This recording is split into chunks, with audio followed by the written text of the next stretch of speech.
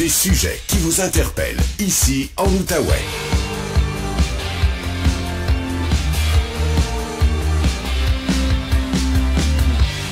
Voici Louis-Philippe Brûlé. Nous sommes de retour et on s'en va maintenant retrouver Patrick Filion, microbiologiste et professeur au Cégep de l'Outaouais.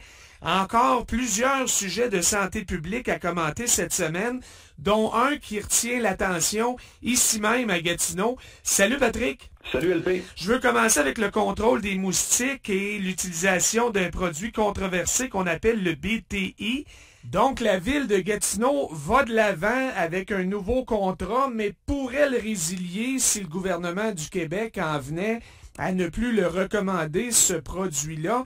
C'est un peu dur à suivre, Patrick, pour monsieur et madame tout le monde. Qu'est-ce que tu peux nous dire sur le BTI? C'est nocif ou c'est pas nocif pour l'environnement? LP, écoute, décrivons d'abord c'est quoi le BTI. Donc, c'est un agent biologique. Donc, c'est une bactérie qu'on utilise pour tuer les larves de moustiques, puis ça tue aussi les larves de mouches noires. Donc, c'est une option, je veux dire, intéressante en un sens. Contrairement, par exemple, au DDT là, ou autres produits chimiques qui ont des répercussions là, sur l'écosystème en entier, qui peuvent fragiliser, là, par exemple, les coquilles d'œufs de certains oiseaux. Donc, dans la chaîne alimentaire, on va dire, ça peut avoir un effet plus grave. OK. Donc, le BTI, là, je me rappelle que la compagnie qui fait l'épandage à Gatineau m'avait dit, à l'époque, c'est un produit biologique. Donc, c'est pas faux, ça.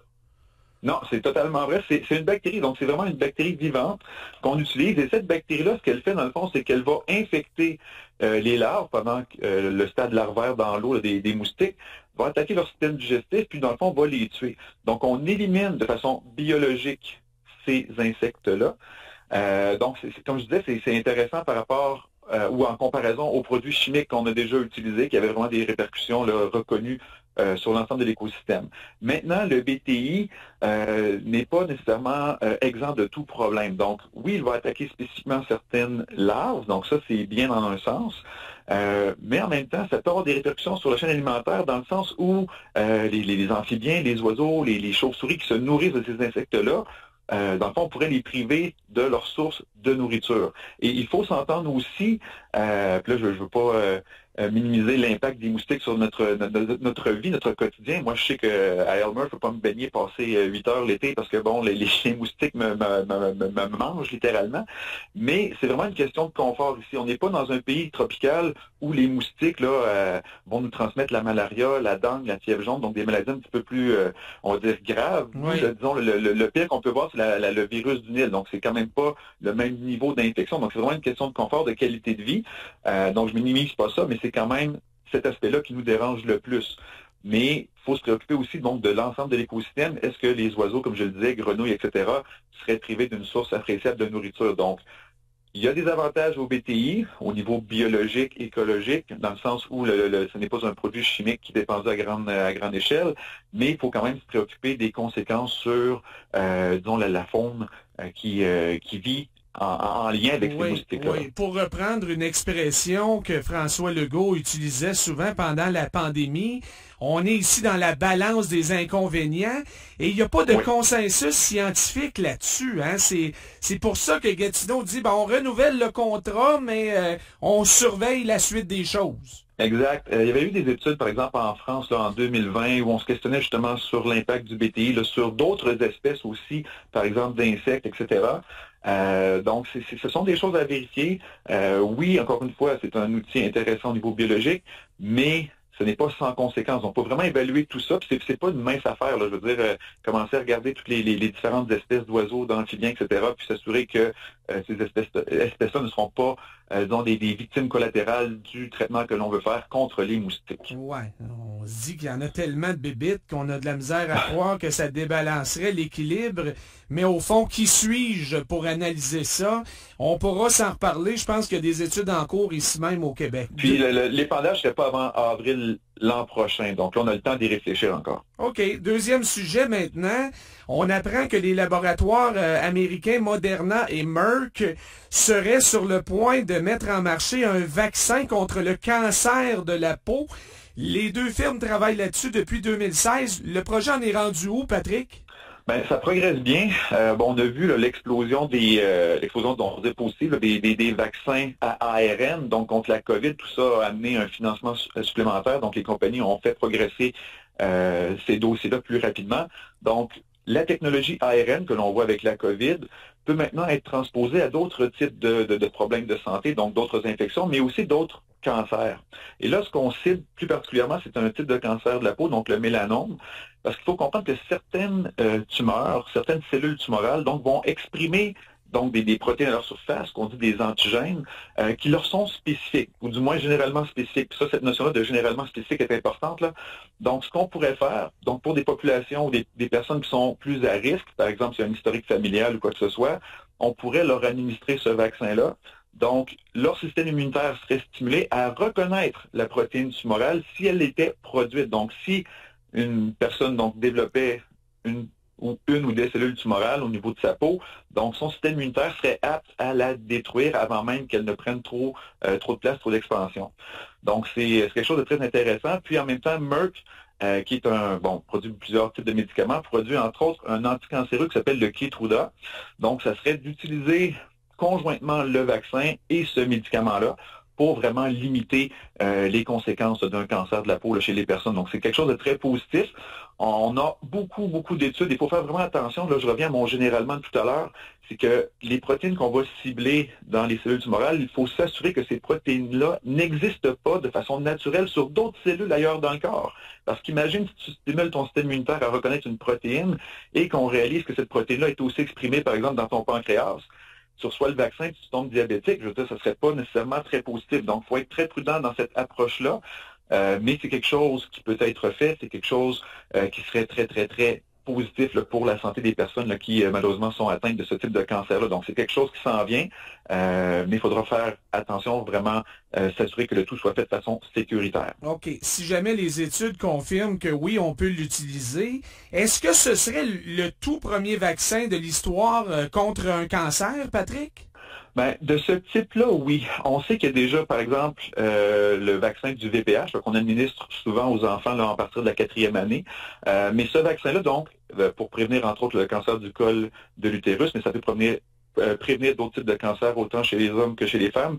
Ce cancer-là est causé à la base par un virus. Donc, dans le fond, le vaccin que l'on donne contre le VPH, donc c'est contre le virus. Et si on empêche le virus de nous infecter, on a moins de chances de développer le cancer. Mais vraiment, d'attaquer des cancers qui sont, on va dire, des cellules vraiment qui se dérèglent chez l'être humain, ça serait vraiment un des premiers. Donc, c'est quand même assez intéressant et ça ouvre la porte aussi au traitement d'autres types de cancers. C'est ça. C'est là que ça devient intéressant, là. Oui, absolument. Donc, avec la technologie ARN, encore une fois, on peut plus rapidement créer de différents types de vaccins. Encore faut-il trouver les bonnes protéines, le bon type d'ARN et tout, mais je pense que cette technologie-là va ouvrir la porte à plein de traitements intéressants, on va dire dans les 5, 10, 15, 20 années qui s'en viennent. Parlant de vaccins, j'aimerais t'entendre sur la sortie de ton collègue microbiologiste, l'ex-politicien Amir Kadir. Lui, il doute que les vaccins ARN, justement, les vaccins ARN contre la COVID, soient encore la meilleure solution à ce point-ci de la crise.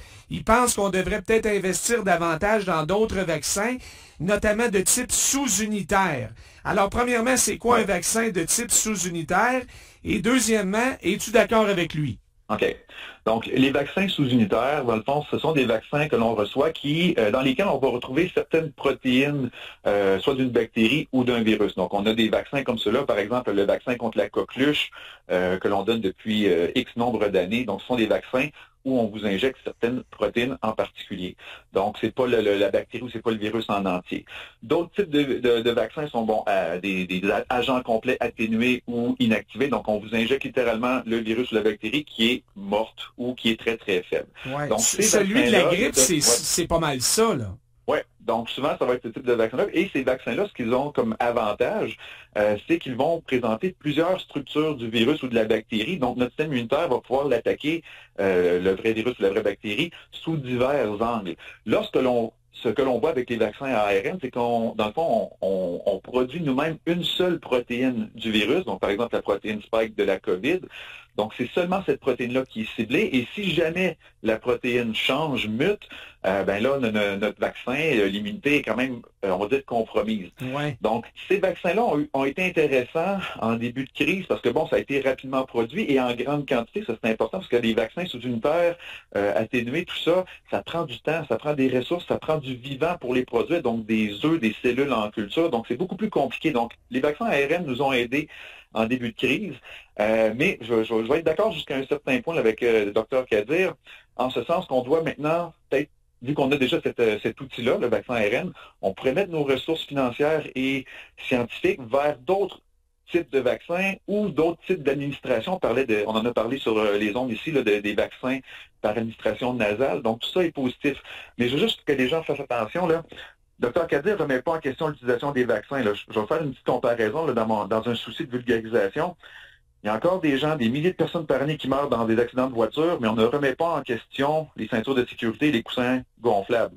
Donc, ça ne nous empêche pas d'avoir un accident, mais ça nous protège. Donc, ces vaccins-là ont encore un rôle à jouer parce qu'ils vont nous protéger, oui, des complications graves, on l'espère, mais en même temps, ça ne nous empêche pas d'améliorer le type de vaccin qui peut être administré pour vraiment limiter la transmission, parce que là, pour l'instant, ces vaccins-là ne nous empêchent pas d'être infectés et de le transmettre. Donc, il faut vraiment trouver d'autres solutions, mais les vaccins Pfizer, Moderna de ce monde ont encore un rôle à jouer là, tant et aussi longtemps qu'on n'aura pas justement trouvé un autre moyen plus efficace de contrôler ces propagations de virus-là. Je comprends, parce que là, il me semble que dans l'actualité récemment, on disait qu'on en jette, là. On ne sait plus quoi faire avec les vaccins ARN dans certains pays. Oui, ce qui arrive, bon, c'est ça, c'est que, bon, là, on le voit même ici, là, je veux dire, le taux de vaccination diminue et les vaccins comme tels ont une date de péremption, donc après un certain temps, malheureusement, les doses qui ne sont pas administrées doivent être détruites, donc c'est des pertes de temps, de ressources et tout ça. Donc là, on doit réviser un petit peu notre stratégie, mais encore une fois, si on peut trouver une alternative plus efficace et qui procure une immunité à plus long terme, parce que là, on le voit avec les vaccins ARN, l'immunité, là, c'est de 3 à 6, 7, 8 mois, donc c'est quand même relativement limité. Puis là, on a des injections 1, 2, 3 fois par année, donc c'est pas quelque chose qui peut être viable, disons, à long terme. Donc on doit trouver on doit trouver des nouvelles options, mais pour l'instant, ce sont les outils que l'on a et ils ont encore un rôle important à jouer. Là. Merci pour l'éclairage, Patrick. Toujours un plaisir, LP. OK, à la semaine prochaine. Bye bye. Voilà Patrick Filion, microbiologiste et professeur au Cégep de l'Outaouais.